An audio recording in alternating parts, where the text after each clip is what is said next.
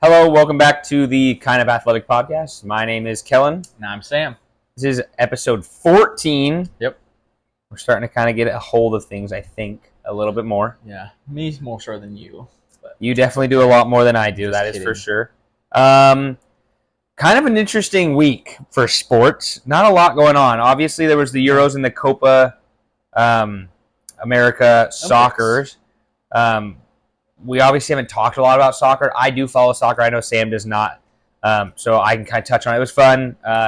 Argentina won. That was a mess. I don't know if you heard the reports on that. The Hard Rock Stadium. It got like people like rushed in before they could get all their tickets scanned and stuff, and people like it was just a mess. And like the stadium got destroyed, like escalators and stuff. It was so bad. That's crazy. The Messi effect, I guess. And then Spain beat England, which is good because England losers. But other than that, it was kind of a dead week in sports. I know the USA basketball barely beat Australia today, I believe is what it was, which isn't that crazy. Otherwise, it's just kind of the break, the All Star break for baseball. There's not really much else going on. There was the draft. I know like hockey's kind of dead. NBA is dead. There's really nothing going on in the NFL yet. College football, the biggest news, I guess, is that the NCAA College Football 25 dropped today. People are really excited about that video game. So, otherwise, it's really just been the All-Star break. So, for the most part, I think this episode is going to be pretty much heavy, if not all the way, on baseball. Yeah. We're going to kind of just go over the All-Star reactions as they've added a couple people late, obviously due to injuries and stuff. We're going to kind of go over, since we're at the midway point now, how we predicted the standings we thought would go. I think we're both kind of okay. I know there's a couple I'm looking at right now going, oops, but that's okay. Yeah. They're going to kind of go after and talk about maybe a team if we think someone after the All-Star break, because obviously the trade deadline is going to be coming up. Yeah. We think teams are going to make moves and what's going to go on for there. We're going to talk a little bit about the Mariners as we always do. Then we'll obviously end with our Christian athlete and a verse. Mm-hmm. And I know we'll talk a little bit about the home run derby later.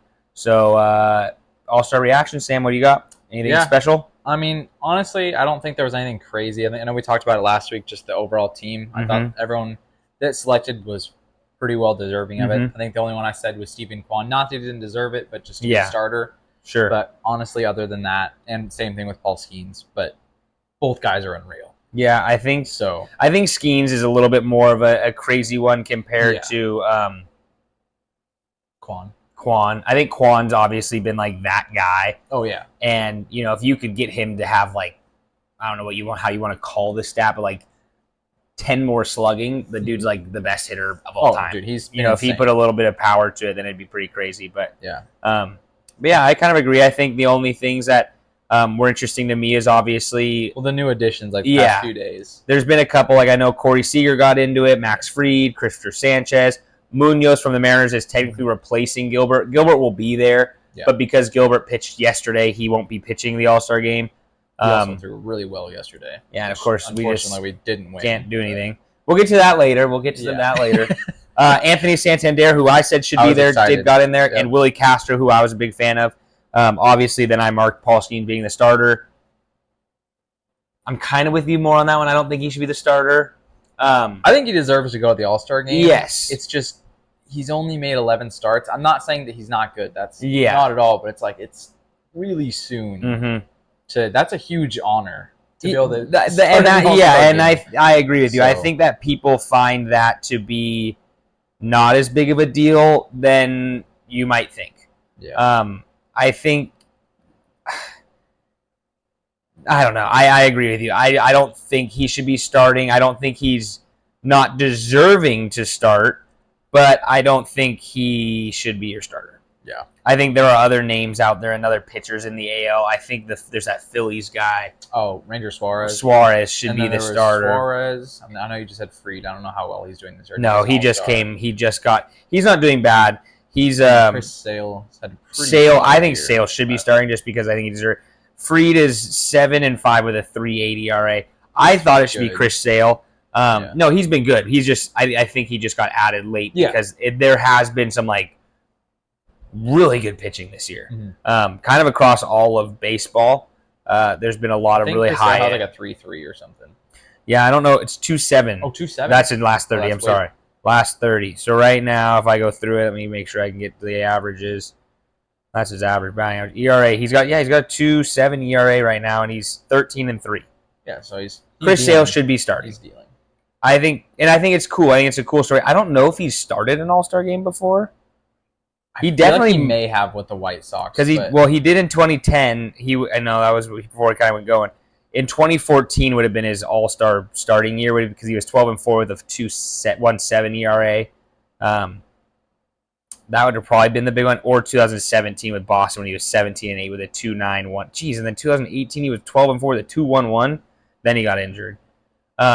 He might have, but I think like Paul Skeens is going to start an All-Star game, and I think as bad as it sounds, and I know people will probably say whatever, the MLB is soaking up every ounce they can get out of him because of his girlfriend, and Livy Dunn is great. She's not like a Taylor Swift where she's like causing all this like issues or whatever, I guess, and I don't want to say that's Taylor Swift's been bad, but she definitely has brought this fan base to baseball that MLB is trying to soak up, and that's totally fair.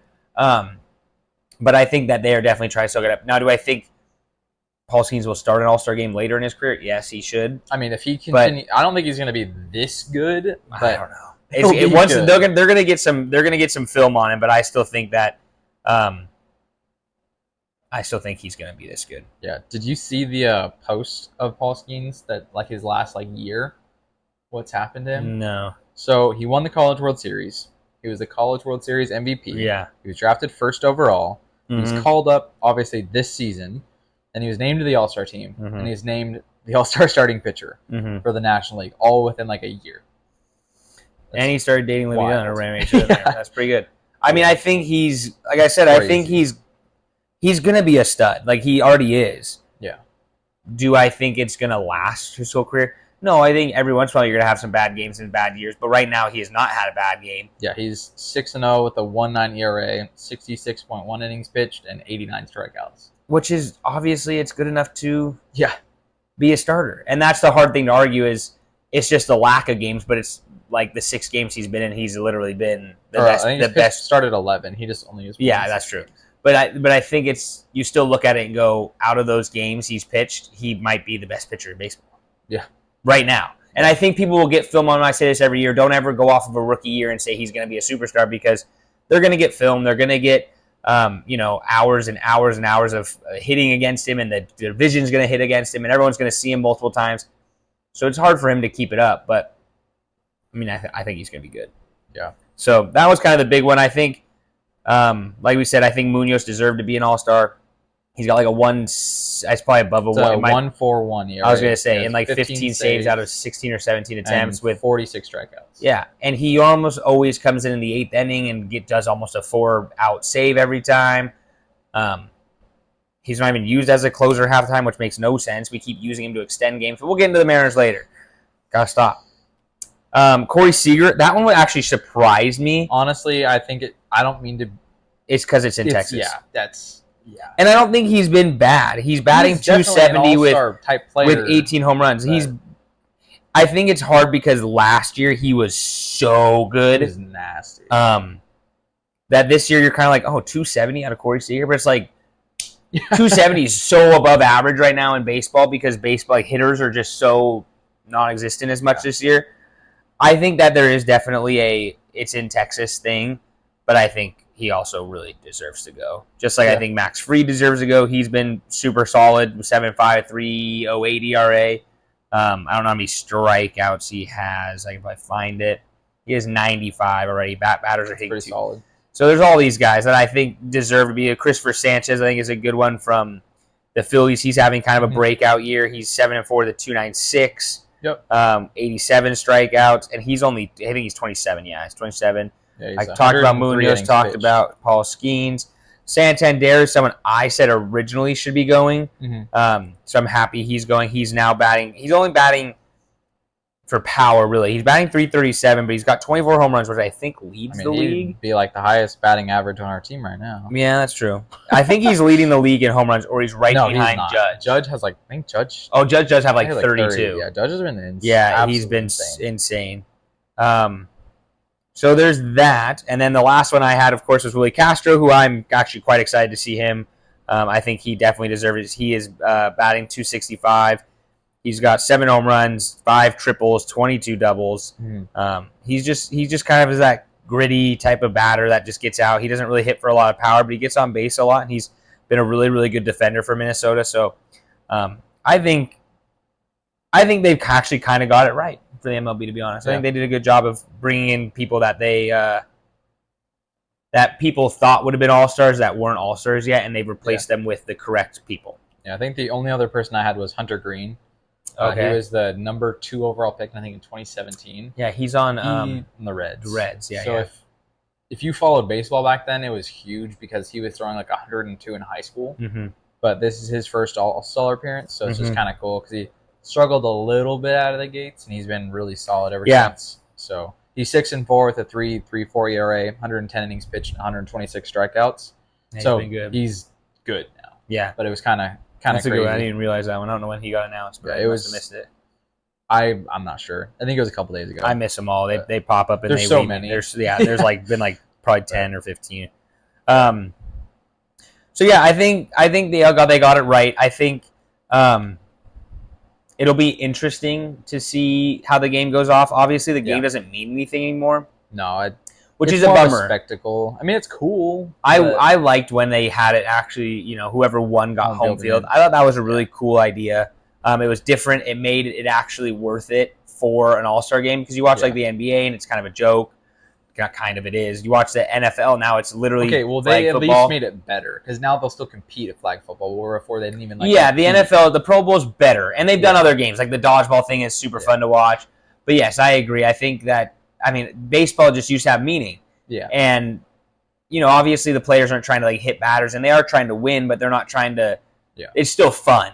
So I wish it was a bit more like that, but it is fun to see them all. I'll probably end up watching a little bit of it. I don't know if I'll watch the whole thing. It's a lot of baseball, but especially when there's like only one Mariner really playing, so it's hard to really get super into it. Last year was fun being here in Seattle. It was super cool, quite entertaining. Thanks for watching the Kind of Athletic podcast. Please make sure to like and subscribe on all of our social medias, and we will see you next week.